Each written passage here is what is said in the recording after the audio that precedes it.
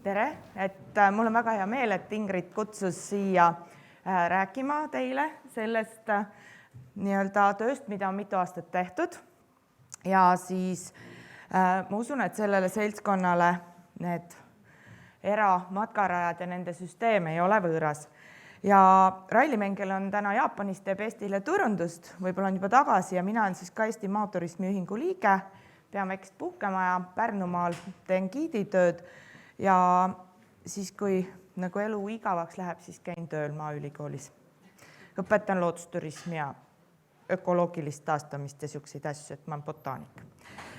Et siis 2000 või tähendab, on siis juba ammugi Euroopa Matkaliidul siis need pikamaa matkarajad ja kui te seda kaarti näete, siis te näete, et täna, ütleme siis üleeilsel kaardi väljavõttel kenasti on näha siis Lätis ja Eestis see punane joon, ehk siis E9 ranniku matkaraja pikendus, see on siis kõige pikem matkarada selles matkaradade süsteemis väidetavalt, et on siis kenasti kaardile saanud.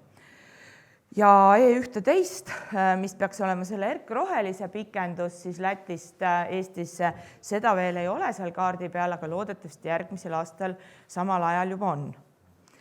Ja tõepoolest siis tänu sellele, et Eestis on olnud matkaliit juba pikka aega ning olles siis 93. aastast selle Euroopa assotsiatsiooni liige ning kelle eestvedamisel on siis seda E9 mingeid lõikusid siis juba ammugi tehtud, oli siis ka Eestil nii-öelda õigus siseneda sellesse Euroopa Liidu matkaradade süsteemi. Lätlased ei olnud ühegi organisatsiooniga selle institutsiooni liikmed ja siis Läti maaturism astus ka siis eraliikmeks selleks, et oleks õigus siis osaleda selles E-süsteemis, nii-öelda matkaradade süsteemis. Et siis see on nii-öelda see asi sai siis alguse, no 2019 on küll vale, see oli 2017, eks ole, Guido Leiburi slaid on see, et mis siis on omal ajal Eestis tehtud, et palju siin olijatest on käinud neid vanasid, neid E9 lõikusid? Tuleb käsi, ikka tuleb. Palju on käinud uut E9-t? No mõned on. No nii, et siis oli siis lätlastel selline plaan, kuna nende RMK ehk siis Valsmieži ei ole selline kibe matkaradade arendaja nagu Eesti RMK ja Lätis tegelikult puuduvad sellised pikamaa matkarajad, mis Eestis on juba, eks ole, tavapärane, neid iga natukese aja tagant saab jälle juurde, et meil on võimalik siis Eestis sedasi tähistatult ja tsiviliseeritult matkata pikimaid. Lätis seda kuni siis selle ranniku matkarajani ei ole olnud. Ja sellepärast nemad siis tahtsid seda matkarada teha, aga selleks on ka pisut rahastust vaja, et kõik see turundus ja kogu see orgunn paika saada, et inimestele raha maksta, siis nad otsustasid, et Interregi raha on selleks parim ja Eestist siis partner ikka maaturismi, aga Matkaliiduga võeti ühendust. Ja põhimõtteliselt siis see idee oli ikkagi nagu see Ramblers Associationi mõte on, et sellised eakamad pensioneerunud kodanikud mitu nädalat järjest siis mõnuga matkavad ja parem kui sellistes kohtades, kus teisi inimesi vastu ei tule.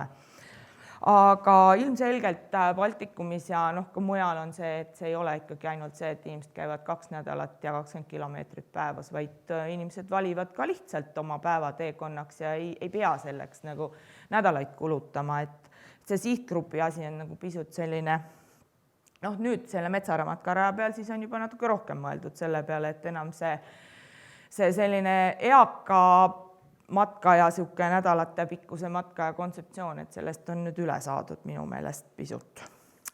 Ja jällegi siis sellelt esimeselt koosolekult Lätis, mis oli Jurmalas, siis see visioon, et see E9, et seda siis umbes 1000 kilomeetrit saaks 2 riigi peal maha märkida ja kes nagu midagi sellest ajaloost teab, siis see E9 tegelikult peaks lõppema, eks ole, Narva seal piiri peal. aga miks ta lõppes Tallinnas, see piir, on siis see, et sealt sai see Interregi abikõlbulik piirkond otsa. Ja tegelikult see sai juba seal Nõval otsa, aga siis sinna tehti nii-öelda omavalitsuste ja ühiskondliku huviga see väike pikendus sinna Tallinnasse ära. Ja tõepoolest oli siis üks mees, niisugune müstiline mees, Juris Smalinskis, üks lätlane, kes käis siis selle tracki kõik Eestis läbi ja Lätis. 2017 oli võimalik siis kõigil ühineda, seda maha märkida ja täpselt samamoodi siis sellel aastal käidi seda Metsamadkaraja tracki läbi, millest ma eespool järjest räägin, aga põhimõtteliselt on siis ikkagi see mõte, et kohalikult nii-öelda ostaksid selle idee ära, võtaksid nii-öelda selle omanduse ja siis aitaks neid triipe sinna puude peale märkida, kõik see muu loogika. Mõnes kohas töötab paremini, mõnes kohas mitte nii hästi. Eestis ka ja Lätis. Aga partnerid, et kui te vaatate siis seda, et kes seda Rannikumatkarada tegid, siis Eestis jäi see just sellesse aega, kus meil hakkas omavalitsuste reform. See tähendab seda, et Eestis ühtegi omavalitsust selle projekti partneriks ei ole, on siis see katus Lääne-Eesti turism. Aga Lätis kõik omavalitsused olid ikka väga leilis, et nad lõpuks saavad sellise matkaraja ja selle professionaalse turunduse ja inimesed hakkavad rohkem liikuma ja käima ka. Ja põhimõtteliselt siis tänaseks, või ütleme siis nii, et ma lähen veel siia korra tagasi, et 2017 planeeriti ükshaaval, kõik omavalitsused nägid kurja vaeva, Juuris käis selle tracki läbi, seda märgiti siis maha ühiskondlikus korras enam-vähem 2018 ja 2018 kevadel siis üks osa sellest projektist on see, et käiakse seda testimas, et meie siis ka maikuus käisime Mart Reimanniga, et minul olid siis mõned Maaülikooli tudengid ja Mardil siis Tallinna Ülikooli tudengid, käisime siis Lätis matkamas 3 sellist 20 kilomeetrist lõiku, et kuidas on siis, et mis tunne on ja millest me puudust tunneme ja kuidas see asi siis kõik käib. See oli päris õpetlik noortele inimestele, endale ka. Ja siis Metsamatkarajaga siis me tahame seda sama asja teha või vähemalt oodatakse meilt, et me pole veel Mardi kokku leppinud, et millal me lähme matkama. Ja põhimõtteliselt tänaseks on siis kõik tähistatud ja toimib ja on olemas selline tore koduleht, kus te siis leiate kõik need rajad ja kui te vaatate, siis see rannik on siin, ma ei tea, kui hästi see näha on sellisteks mummudeks jagatud ehk piirkondadeks või niisugusteks lõikudeks ja need on siis sellised temaatilised lõigud. Ja põhimõtteliselt tähistus on selline valge või siis need kleepsud, kui on mingi metallpinnad ja need lõigud on siis, või tähendab, on võimalik siis leida selline materjal, kus on siis kõik marsruut peal, on siis looduse kirjeldus igal lõigul ja piirkonnas, praktiline nõu siis matkajatele. Te näete, et on ka siis need trükised, mida ma täna kahjuks kaasa ei võtnud, sest ma planeerisin küll kodust läbi minna, aga ma olen juba täitsa nädalaga kodust ära olnud, et mul ei ole neid. Jõudsin otse siia kuskilt mujalt. Ja siis on kindlasti see matkamine, et mis asi see on, et selline informatsioon seal ja ettevõtjale on siis väga tore brošüür, et kuidas käituda, kui sulle saabub matkaja. Et mida ta ka peale hakata või mis ta nagu soovib, mis ta vajadused on. Või kuidas arendada tooteid ja teenuseid matkajale. Et ja absoluutselt see, et mis ta võiks vajada või mida ta nagu arvab sellest teenusest, mida ta ootab, et see asi ka. Ja siis matkajuhid ja kui meil toimus konverents 13. september Lepaninal, siis tegelikult tuli sinna ka noormees, kes oli veebruaris avastanud, minu meelest oli see Sloveenia või oli, jah, et ta polnud elu sees matkanudki väga niimoodi, aga et tal oli vaba aega ja tahtis võtta väljakutse ja tolleks hetkeks oli ta siis 2 kuuga vist matkanud selle 1100 kilomeetrit läbi, oli enam-vähem just lõpetanud ja ütles ka, et ta ostis oma elu esimesed matkasaapad sellel matkal ja kõik asjad ja tegi selle nagu läbi ja ta ütles ka väga äge oli. Nii et need lugusid juba tuleb, Facebookid, asjad on kõik olemas ja kui te siis lähed selle kodulehele, et seal on üks nool seal all, paberikandjal on ka, aga internetis saate siis ka, siis tulebki nagu iga sellise lõigu, näiteks lõik 6, Matsalu rahvuspark, Lääne-Eesti ja siis te näete, kõik päevateekonnad on ilusti seal jagatud, et mis te siis selle päevateekonnaga peale hakkate, see läheb siis kõik välja, seal on need raskusastmed, süüa, juua, istuda, astuda, vaadata, mida teha. Ja need lõigud ongi siis tehtud sellised 20-kilomeetrised soovituslikud ja mõnes kohas, näiteks rahvuspargis Lahemaal, kui Metsamatkaraajast rääkida, siis seal ei tohigi telkida, eks ole, rahvuspargis väljaspool selleks ette nähtud kohta. Inimesed ise teavad, kuidas nad matkavad, aga see on siis tehtud võimalikult selliseks lihtsaks ja mõistlikuks meie Baltikumi tingimuste jaoks. Ja. Kohale saamise info minu meelest on ka siin nendes, et kui sa nüüd lähed ja kaevad sealt, see peaks olema, et kuidas sa sinna saad ja kaardid, asjad, kõik on olemas, see GPX-track on olemas ja kõik asjad ja ka infotranspordi kohta.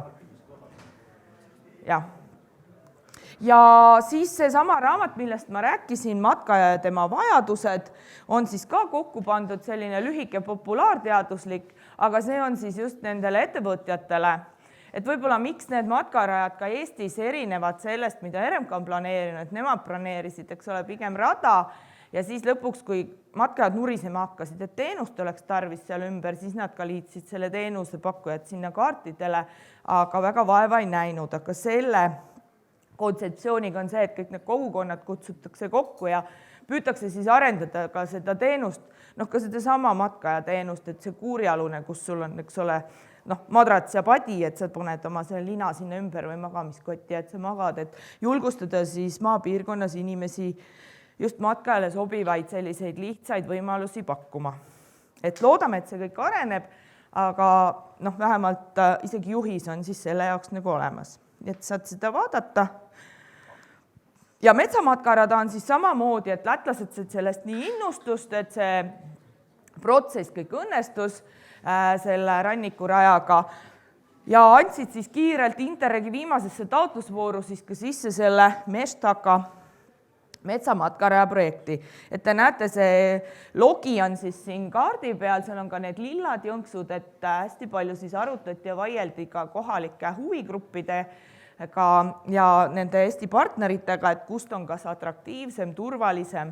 Siin on põhitingimus on see, et eramaalt läbi see asi ei lähe. Ja et kus siis need liikumispiirangud või mis iganes siis on. Nii et ka Alutaguse matkaklubi on siin, või selle liikmed vähemalt on siin oma käpp sees, et on siis aidanud seda piirkonda, mis meil siin Peipsijärvest Lahemaa piirini siis ka planeerida.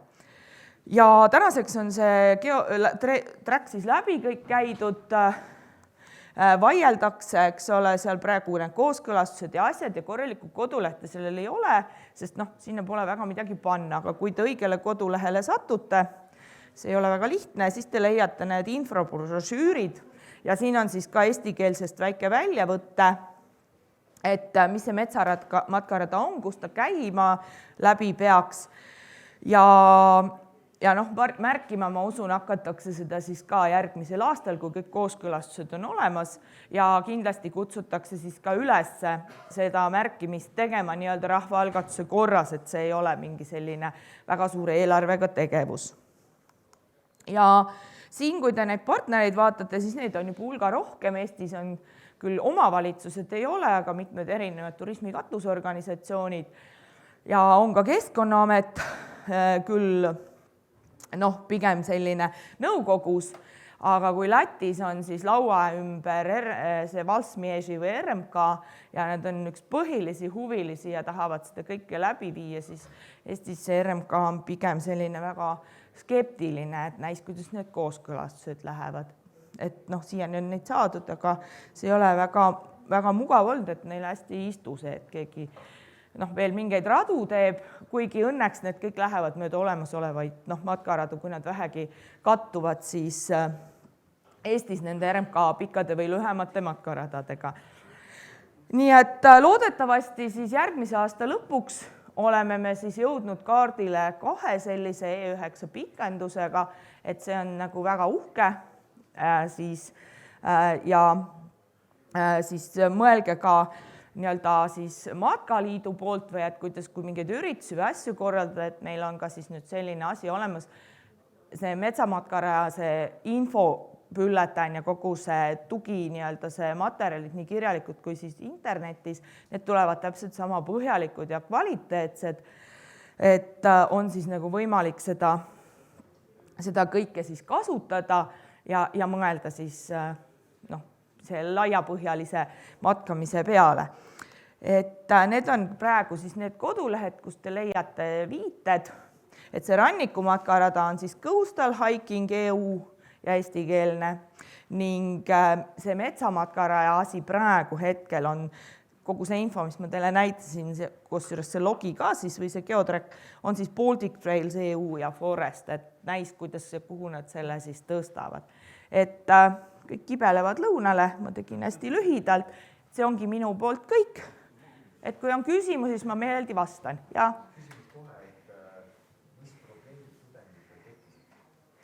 Mart, mis probleemid meil tekkisid? Oled sa siin?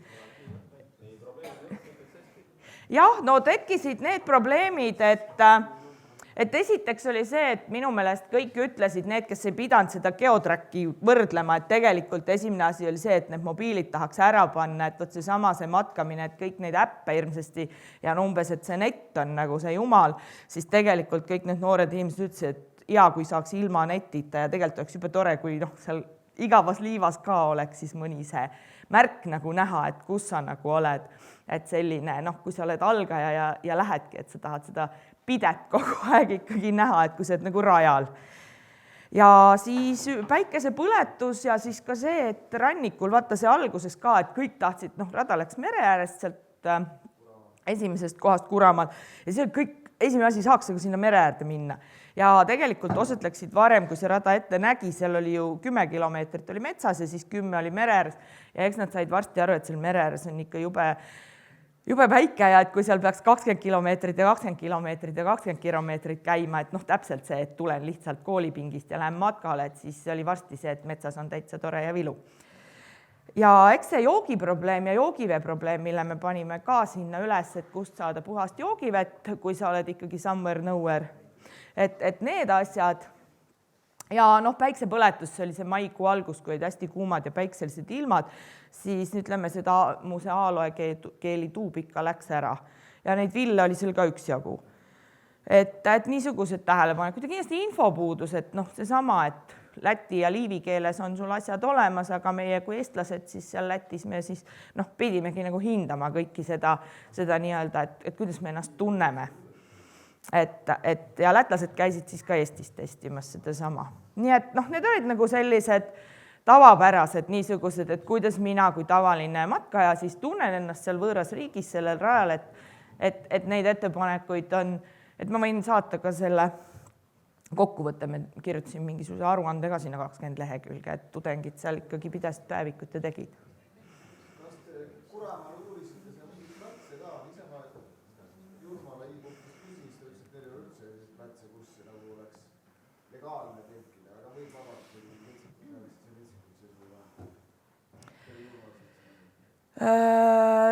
No ütleme, seal Jurmalast läheb see matkarada läbi, ma ei ole seda niimoodi oma peas läbi töötanud. Kuidas? Kuramaal ega seal ei ole soovituslikke niisuguseid, seal ongi need punktid, et tolle pärast ta ongi nagu jaotatud nendeks päevateekondadeks soovituslikult, et seal on nagu mõistlik telkida, ega seal ei ole jah lubatud ja ei sobi see.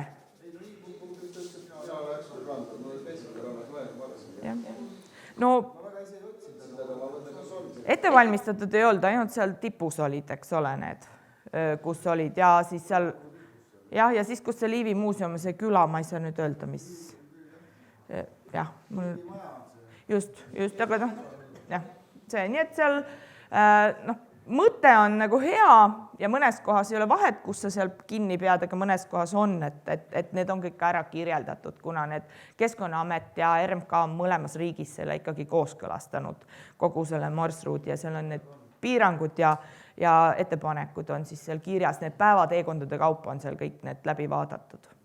Eesti läänerannikul on ka siis põhimõtteliselt nagu päevateekond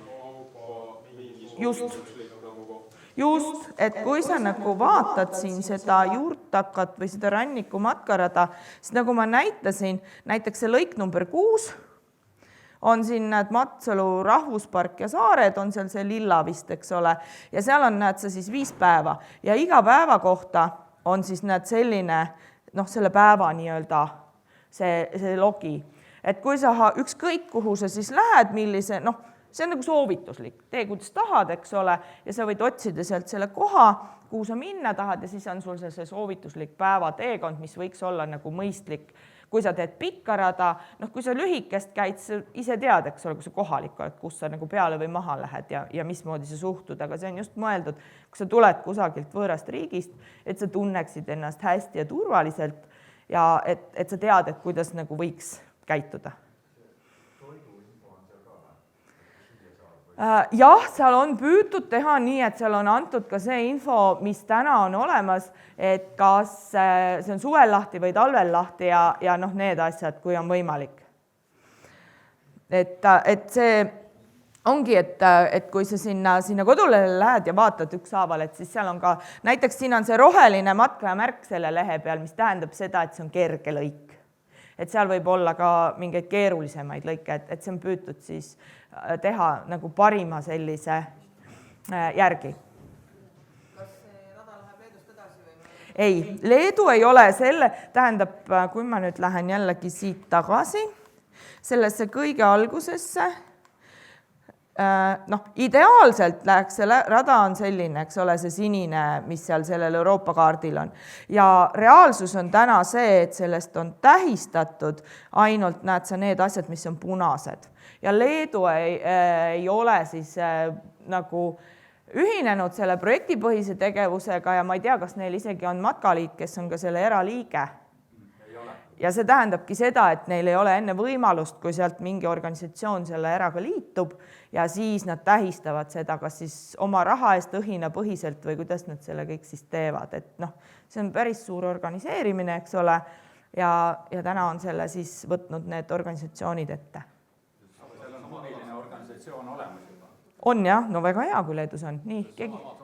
Läheb Poolast siis edasi selle järgi või?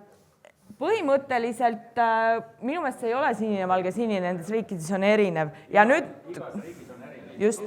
Ja kui sa lähed sinna kodulehele, vajutad sellele E9-le, siis sa saad väga pika materjali nende erinevate riikide kohta ja selleks on meil eraldi Wikipedia ja veel eraldi need leheküljed, mis siis väga detailselt vastavalt, kuidas riik on panustada tahtnud, võid sa leida sealt nagu imelisi kirjeldusi.